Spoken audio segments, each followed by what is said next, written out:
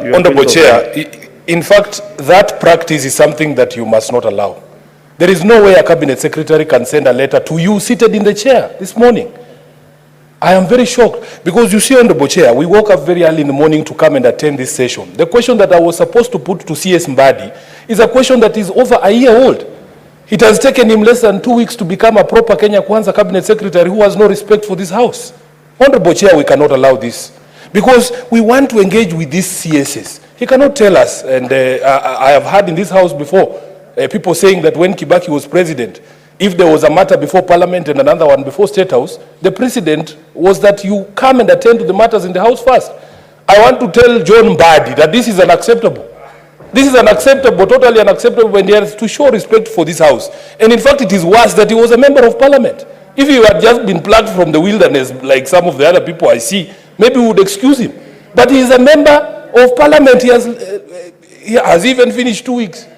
Honorable Chair, this is unacceptable. Respect for this House, and as of yesterday, there was already communication that he had confirmed he was going to come. When these State House meetings just spring up on people like it is a surprise party. Honorable Chair, this is unacceptable. At the very minimum, he should have written yesterday and said he was not going to be able to make it. We have also other business to attend. Honorable John Mbadi must be called to order. This is not the John Mbadi I knew. I don't know what they have done to him. He used to respect Parliament. Sorry. Actually, I thought our visitors are not allowed to any. I want to give our guests just 10 minutes. Then we can do housekeeping.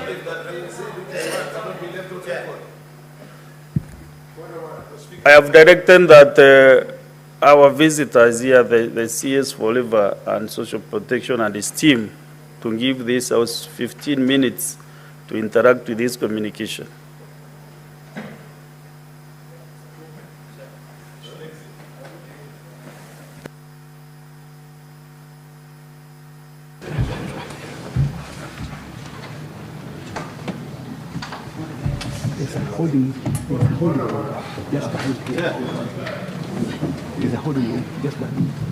Yes, Majority Leader. Mr. Speaker.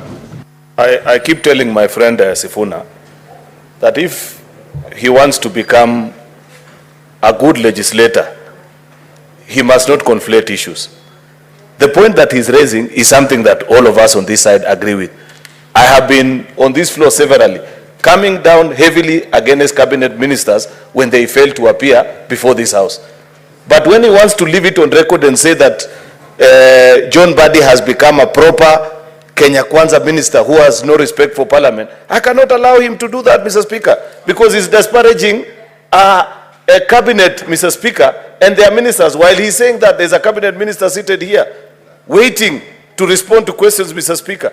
Is it in order, Mr. Speaker, for Senator Edwin Sifuna to claim that a proper Kenya Kwanza minister has no regard for Parliament? Can he table any fact, Mr. Speaker, to support his allegations, Mr. Speaker? Because otherwise, you reduce a very valid point to a partisan debate that is useless. We had a very valid conversation that we would have had about the presence or otherwise of ministers. But now he wants to distract us with sideshows, Mr. Speaker.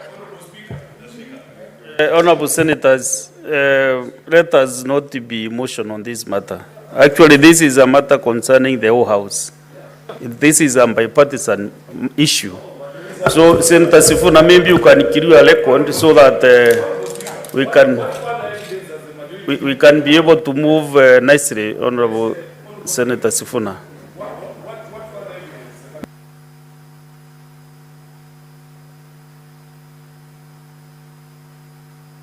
No, I've asked him to clarify that bit so that... You don't want me to speak? Honorable Speaker, I don't know what other evidence the majority leader would want tabled of disrespect of this House other than the letter that has been brought to you while you are seated in the chair. And the fact that he admits that we have engaged on this issue repeatedly, it is indicative of a tradition within the Kenya Kwanza government that they disrespect this House all the time. We have dealt with this issue more than enough times, Honorable Speaker, and the majority leader cannot gag me. You cannot gag me, Honorable Cheruiyot. Senator Sifuna, The disrespect is in that letter that has been brought this morning. We woke up here to do this job. Where is Mbadi? You can't defend Mbadi. Have your seat, Senator Sifuna. Senator Enoch.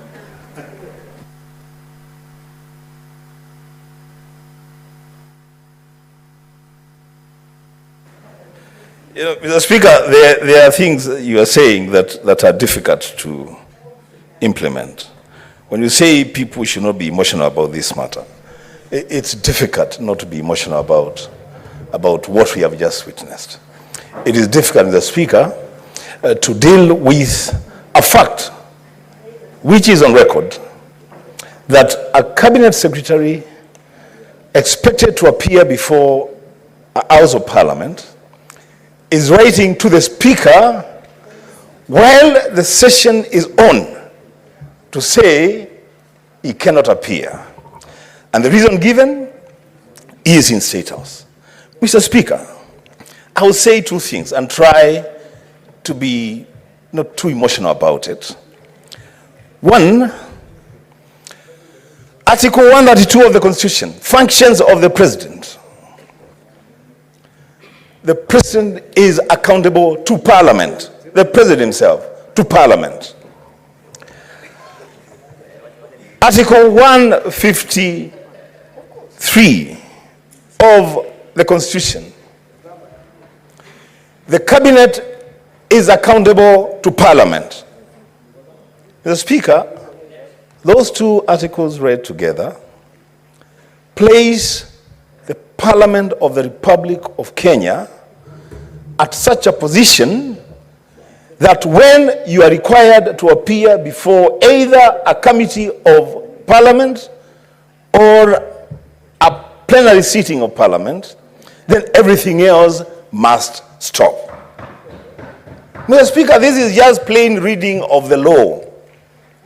And you know, when now I see my brother, my very good friend, the Senator of Kericho, who is also the majority leader, getting emotional and saying that Senator Sifuna should be taught a lesson. The Speaker, I'm wondering, between Senator Sifuna and the CS for Treasury, who needs to be taught certain lessons? Mr. Speaker, just allow me to finish. Mr. Speaker, this is a serious matter. In fact, Mr. Speaker, this is so serious. And you know what? Let us test our own powers and privileges as Parliament. Let us put that to test. Mr. Speaker, you can order the Sergeant at Arms or the Inspector General of Police to present the Cabinet Secretary for Treasury here today, this morning. Mr. Speaker, you know, we cannot say that Parliament has been disregarded, and every time that we are disregarded, then we permit those people that disregard the Senate to continue doing their things and doing bad manners. Lastly, Mr. Speaker, Senator Cheruiyot, you should not feel bad when Senator Sifuna says that the CS Treasury is learning bad manners. Point of order, just a minute. Oh, Thank you. Thank you, Mr. Speaker. Mr. Speaker, at the sitting of the Senate Business Committee yesterday. What is your point of order regarding what is... No, I thought you are giving me an opportunity. No. To, you are... Sorry. I thought you had concluded. You are very experienced member. I am very sorry. When you raise a point of order, you are standing on a point of order. Speaker, I thought you had concluded. Point of order? I thought you... Then I'll have my time if you... If I'm able to catch your eye. Less than a minute. You know, we defer to Senator Alwale, honestly. Surely, I was on my feet. And you're a leader in this house. Mr. Speaker, we are saying you should actually order Masengeli to bring the Treasury CS here in this house. The Speaker. Lastly, I was saying that, you know, when Senator Sifuna says that the CS Treasury is learning bad manners and bad behavior from the Kenya Kwanza administration, that is a statement of fact. that this administration is very ill-mannered. That's what it is. This administration has refused many times to appear before this Senate. And we are saying the CS Treasury should not go and, when he was donated by ODM to go and join the government, Mr. Speaker, they send him there to go and... Unnecessary anxiety. So Mr. Speaker, I'm just finishing. If you bear with me 1 minute, bear with me 1 minute, Mr. Speaker. Just bear with me 1 minute. These points of order, Mr. Speaker, they don't help. To the point of but what point of order on what now? What is out of order now? There is majority. Mr. Speaker, just allow me to finish. Just allow me to finish, Mr. Speaker. I have 1 minute. Just 1 minute. There is majority, Linda. You know, I was willing to allow these cheap shots to pass. But you have heard Senator Wambua repeatedly refer to me in his statement saying that I'm defending the indefensible. Yet, I pointed to Senator Sifuna that what better evidence do you need that Kenya Kwanza cabinet ministers respect this house, other than the fact that while he was making his complaint, there was a cabinet minister seated here. Therefore, you cannot generalize, Mr. Speaker. Mr. Speaker, if you can protect me from the hecklers, I can make my point, Mr. Speaker.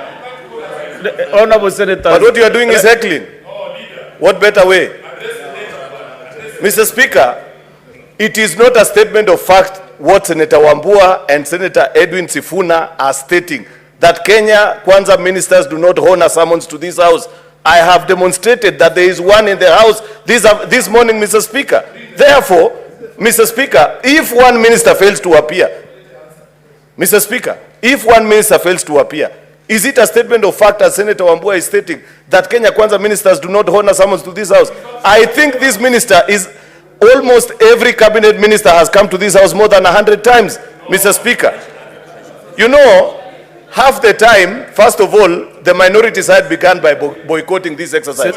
They never used to appear. Probably that's why they don't know that ministers have been coming to this house. Senator, let us make progress now. And my 15 minutes are over. Can you conclude in 30 seconds? You are 30 seconds, Senator Wambua.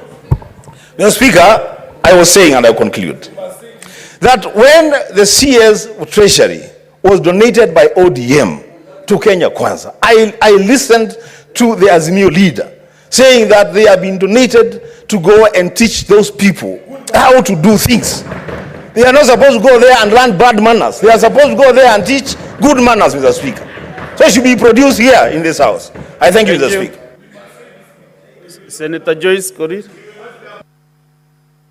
Yeah, thank you very much, Honorable Speaker.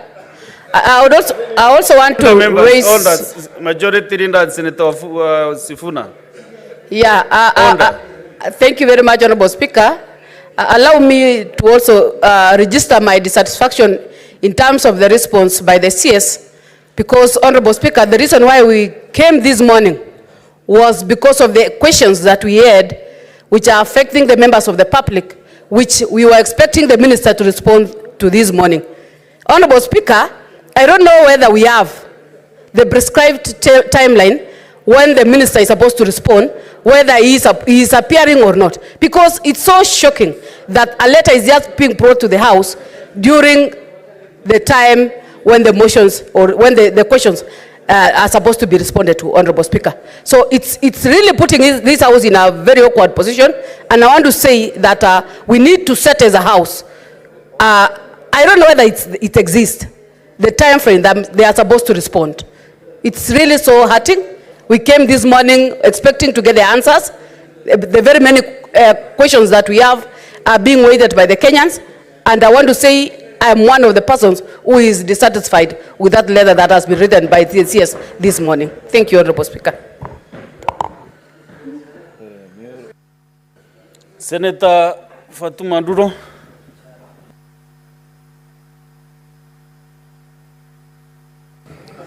Thank you, Mr. Speaker. Mr. Speaker, I wish to join my colleagues in contributing to this matter. Mr. Speaker, I don't want to say much because much has been said, but this matter is not about a political party. It's about an individual member of cabinet who should take up their responsibilities. Mr. Speaker, I really feel frustrated because there is nothing happening in this house as far as summons or invitation of this house is concerned. Mr. Speaker, we either pack and go home or we take our matter seriously because things are not actually going through the right direction. Mr. Speaker, I'm going to bring a statement on the floor of this house. We have a governor of Isiolo who has refused to appear before all the committees of the house. He has even taken a committee of the house to court, Mr. Speaker. Mr. Speaker, we have our mortuary that is not working for the last 1 year, and I brought a statement to the floor of this house earlier this year, Mr. Speaker. So, Mr. Speaker, we should put our acts together. Otherwise, we have no business sitting in this house, and this matter must be taken seriously, Mr. Speaker. I thank you. Senator Mudige. Asante Bwana Spika. Nataka kukosoa seneta wa Nairobi ambaye ni rafiki wangu. Mr. Mbadi sio wa Kenya Kwanza, ni sahihi tuko kwa serikali ya muungano. Kwa hiyo kupigia sisi kelele kusema yeye ni wa Kenya Kwanza, hiyo ni makosa kubwa sana. Ya pili, rafiki wangu, nataka nikwambie wakati ulikuwa apitisha cabinet secretary wao kuingia hapa, wewe ulikuwa umetimua, ulikuwa nje, haukuwa unatuunga mkono.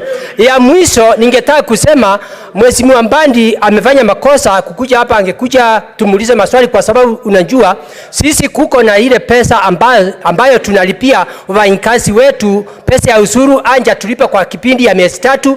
County ya Embu saa hii wafanyikazi wote county ya Embu hakuna pesa ametuma hapo. Kwa hivyo angekuja hapo, hiyo ni ile swali tungeuliza. Na sio county ya Embu peke yake, ni county ya 47, na wakati tulikuwa naendelea alikuwa anasema hakuna pesa. Saa hii angekuja tumuulize swali. Kwa hivyo mimi naunga mkono Senator Mbadi aweze kuwa samoja kuja hapa ajibu maswali yake. Asante Bwana Speaker. Thank you. Senator Muma Muyaka Kadri. Thank you, Honorable Speaker, for the opportunity to speak. I want to add my voice that it is not acceptable that the CS Treasury can elect to send a letter this morning.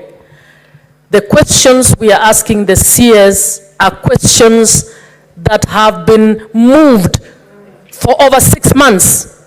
We asked CS Ndongo these questions and he kept ducking them. And now the CS Mbadi takes them. We expect him to come here and resolve these things. Why do we have this session if asking questions should take a year to answer? All of you are celebrating this session, indicating that it will be useful. Why do we have it when it takes a year for a CS to actually respond? In this case, 2 CSs running away from responsibility. I think we need to take this seriously, and it is bad manners. You can call it whatever government you want to call it. It's your government. It is bad manners.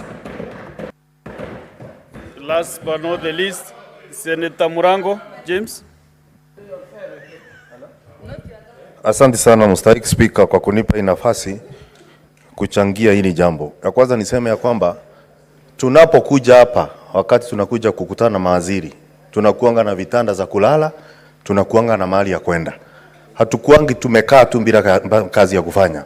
Wakati tumekuja hapa kufanya hilo jambo, na ukumbuke Mstahiki Speaker kwamba Jumatano zote hakuna kamati ambayo inakaa kukandili ama kuangalia jambo lingine lolote, kwa sababu tumetenga wakati muhimu kuja kujadili maneno kama haya. Wakati waziri ameitwa anakosa kuja, tunaweza mtetea, lakini hiyo si haki kwetu na si vizuri kwetu. Kama Senator Mudige anavyoongea, kama anajua pesa ya Embu imechelewa kwa muda ya miezi 2-3, angejua leo kama yeye mwenyewe anajali masirai ya watu wa Embu, sio kutetea mwenye hakuja kujibu maswali. Hiyo ni kusema ya kwamba hata yanaridhika na hali ilivyo katika kaunti zetu zote 47. Kwa hivyo ningesema ya kwamba sisi pia tusiende chini kwamba sisi tutakuwa tu tunakaa chini kama watu hawana kazi. Tukiita mtu na aji, tuwe na sheria ambayo itakuwa inamfanya awajibike kwa maneno ambayo amefanya. Kwa muda kumekuwa na madharau ya mbunge ya seneti na wale ambao wameteuliwa kutoka mbunge la kitaifa. Na mimi nadhani ya kwamba huo ukosefu wa adabu hautachukuliwa kupelekwa katika na mawaziri kuja kutudharau wakati tunaita kuja katika nyumba ya Seneti. Niyo tu, Mr. Speaker. Thank you, Senator Mrango, and all those who have expressed their dissatisfaction. From where I sit, no, the time is over, the 15 minutes. Onda, Senator Kavindu, onda,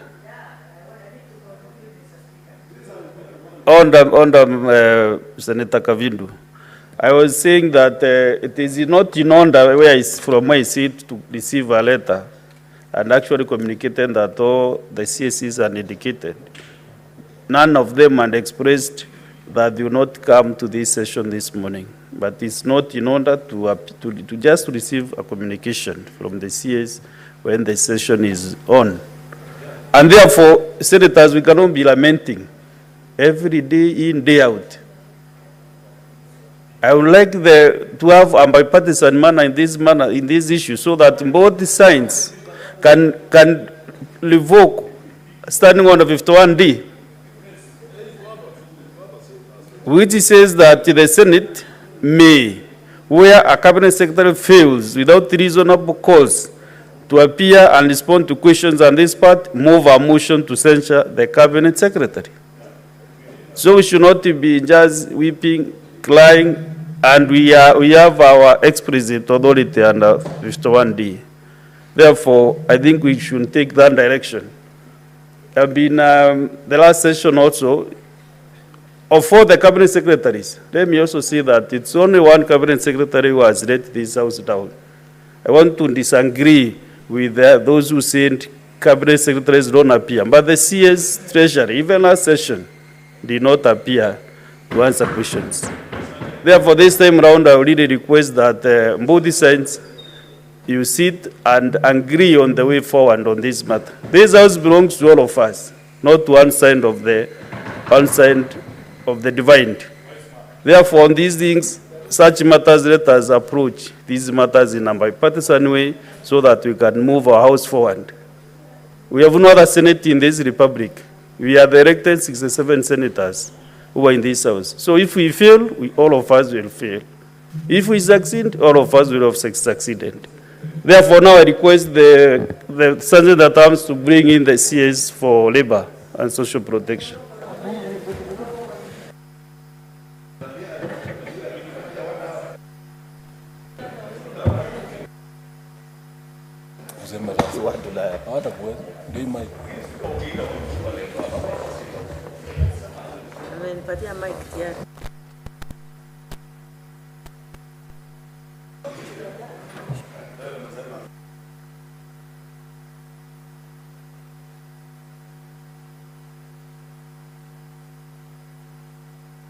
I want to welcome you, the CS for Labor and Social Protection.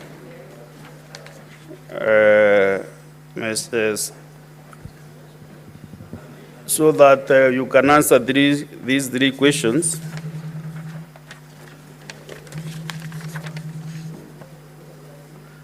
One from the Senator for Machakos County. The other two, the members who asked the other question is not around, but Cheruiyot, I can see is around. So we start with your question, Senator Kavindu. So waziri, karibu sana katika Senate. Okay, proceed. Thank you, Mr. Speaker, for this opportunity to be able to ask my question. Let me first of all start by congratulating the CS for Labor for appearing here. And severally, he has appeared before the committees. But before I ask my question, Mr. Speaker, I want to say that the CS Treasury has done very wrong because there is no money in the counties. We have not paid our offices in the counties for the last 3 months because of exchequer. Senator Kavindu. Yeah, I'm coming to my question, Mr. Speaker, but I needed to say that. Yes, friend Mutua is not the CS for Treasury. I know Just that. asking his question. I was only commenting on what we were commenting before. I'm done. Now I'll ask my question, Mr. Speaker. Thank you. Honorable CS, this concerns, my question is, could the ministry consider collaborating with the Sifuna? Well, let me ask my question, please, don't interrupt me. Could the minister consider collaborating with the consortium of the 7th August 1998 victims to identify and enroll surviving Kenyan victims of the 1998 bombing of the United States of America Embassy in Nairobi into the social assistance program currently being implemented in the ministry and by the ministry? Thank you. CS. Good morning, Mr. Speaker, sir, honorable members. I'm very happy to be here and thank you for the question. Before I start, I just want